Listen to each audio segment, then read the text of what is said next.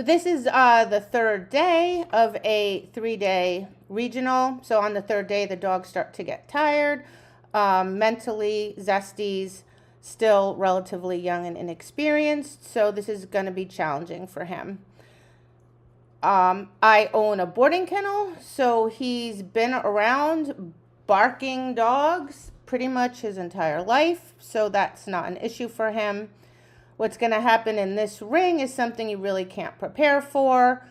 And as long as I've been doing this, things still to this day happen at trials that are unique. So all you can do is prepare your dog as best you can. And then when things do happen, it's super critical that you do your job, meaning you can't indicate to the dog in any way, shape, or form that what's happening is bothering you. You need to give them the same information they get in training all the time. What is that information? It's what you indicate with your body and your cues. This is not, absolutely not, to throw shade on anyone else. So please, I don't want to see or hear any comments about what the other person in the other ring should have done. That's irrelevant. This is about me and my dog and what I can control. So you'll see we do a ring entrance. Now, as loud or however this sounds, believe me, in person, this was escalated triple fold. So I hear that pitchy barking and I see Zest's face. He responds immediately, but I'm like, no worries. We're just going to proceed forward like nothing's happening. So there's like a very anxious kind of edge to this barking. It's not just typical dog barking. It sounds kind of edgy and frenetic. I can feel that in my body, but I'm like, we're just going to continue on. Except it escalates, and you can see Zesty's like, it's totally on his radar. See, all these people are noticing. The judge notices. So it's not just a typical dog barking. So Zest is getting a little frantic. I glance up and I see that the dog is kind of swirling around at the end of the leash.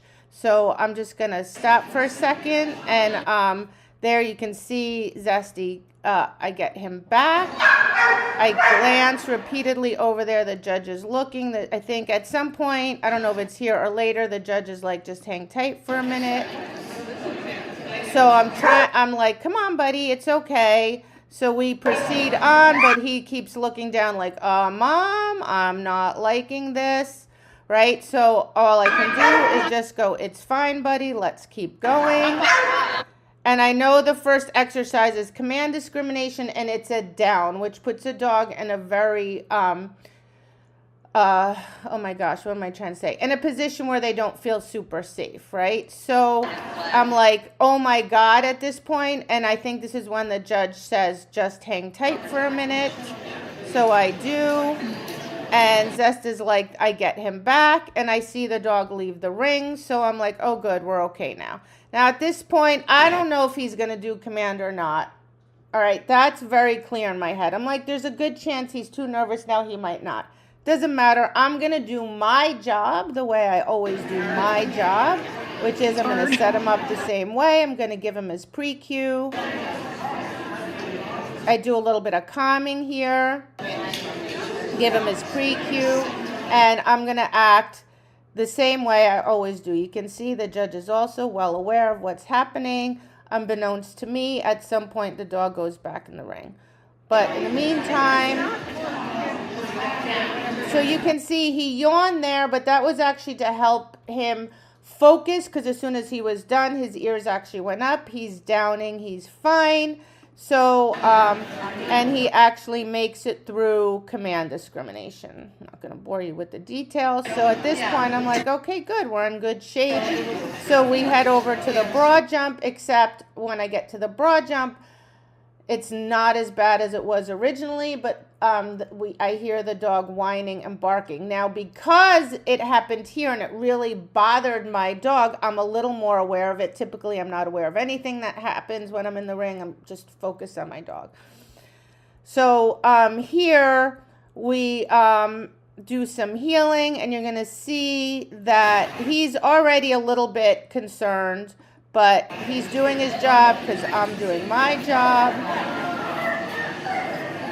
And now you can hear the dog whine. And as soon as he whines, you see his face and he dropped his head a little. He's like, oh no, that dog again, because he's over here. Again, yes, it's on my radar. I don't look, I don't say, oh God, oh God. I just keep giving him the same information, which is healing.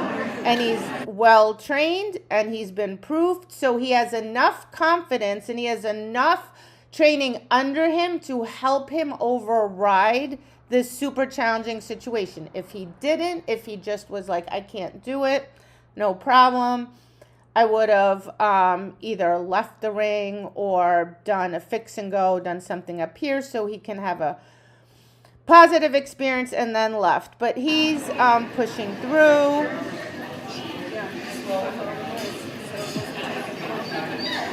Again, you hear the dog and he's like, oh God, but I stand up nice and tall. My face and body are saying to him, you're fine, buddy. Don't worry about it. It's okay.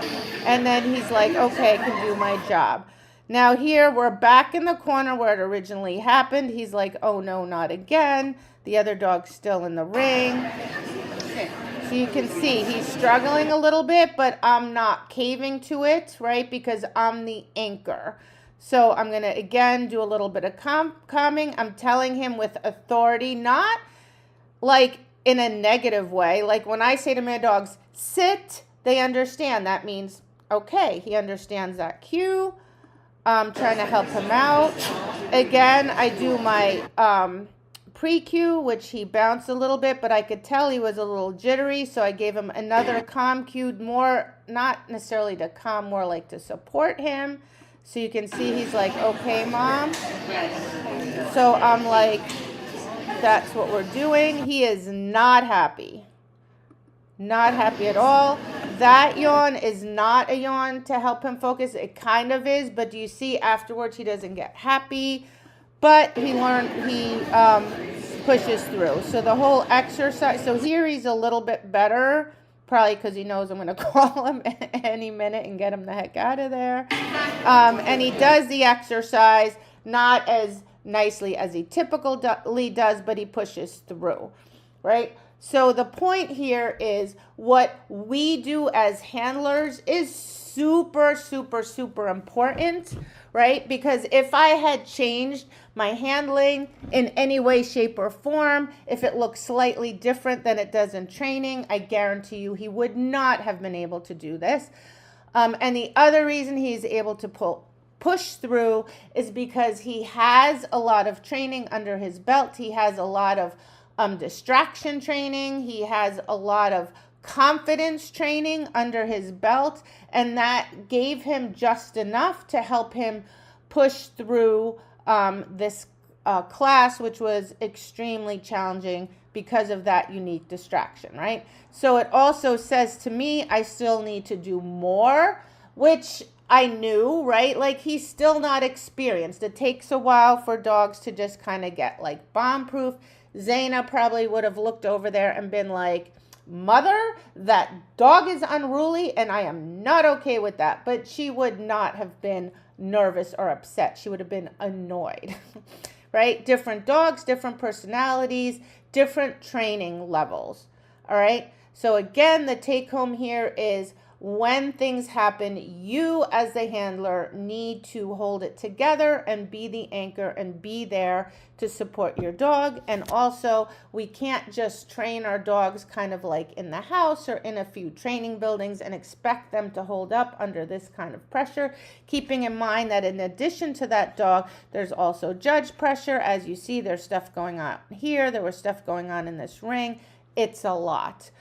We need to do an enormous amount of preparation in terms of distractions and confidence building in order for our dogs to be able to handle these kind of scenarios in the ring.